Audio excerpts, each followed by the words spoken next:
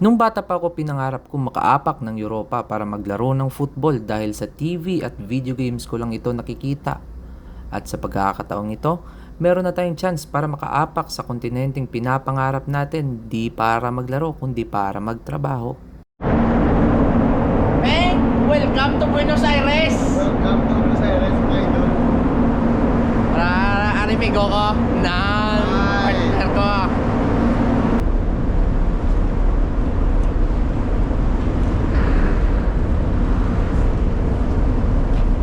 Reach out Hill Shore, start any spring. Bago kami makarating ng Europe ay dadaong muna kami sa iba't ibang parte ng Latin America katulad ng Brazil, Uruguay at Argentina.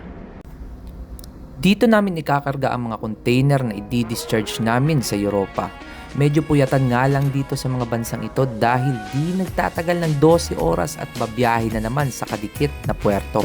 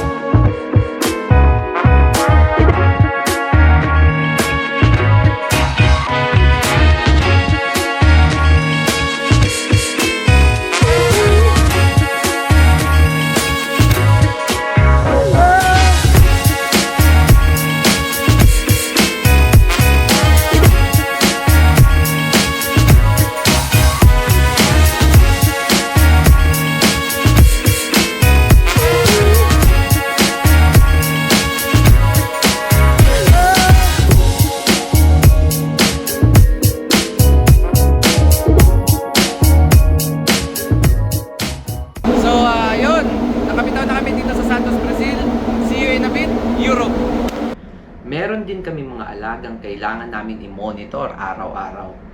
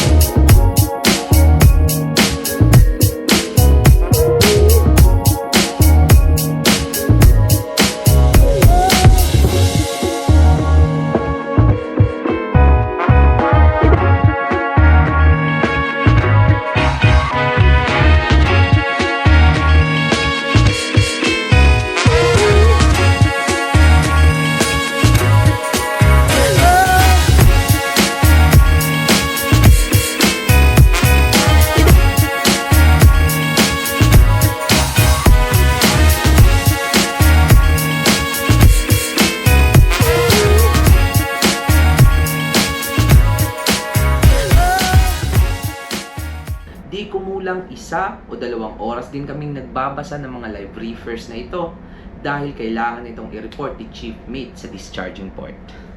Sa paglalayag namin papuntang Europa ay madadaanan namin ang Bay of Biscay o mas kilalang libingan ng mga marino. Hey, Meg, ako ba? Budlay na, basa river. Dito ta karon Meg, Biscay na Meg. Bisque, Bisque.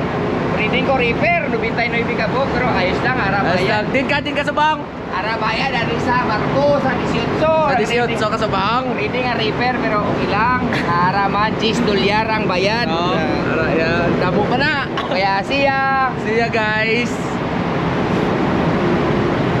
So, yun yung kaibigan natin, no? Na nag-reading ngayon ang reaper. Bukas ako na naman. Let's go.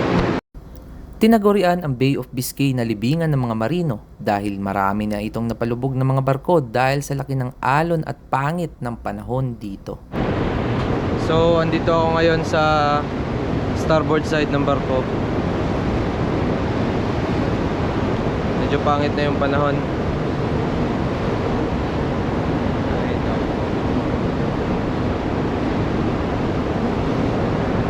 Andun yung France. Andun naman yung Spain. So, welcome to Europe.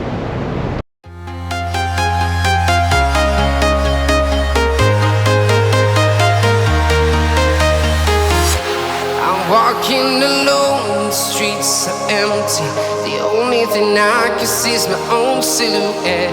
I'm getting stronger, step by step. Matapos ang ilang linggong biyahe ay nakarating din kami ng Netherlands. At ito na siguro ang pagkakataong umapak at gumala sa kontinente ng Europa. To Taiwan, I've been all around the globe trying to protect your soul. We are heroes tonight. We will fly up. Ang pagbabarko ay masasabi nating isa sa pinakamahirap na trabaho dahil malayo ka sa iyong mga minamahal sa Say hi, buhay. boy. Pero kahit anong hirap man yan ay kakayanin at titiisin para sa kinabukasan ng pamilya. At nakakagala ka na sa lugar na minsan lang pinangarap ng isang batang ikaw. So boys, what you can say on our ship? Ay, Bullshit!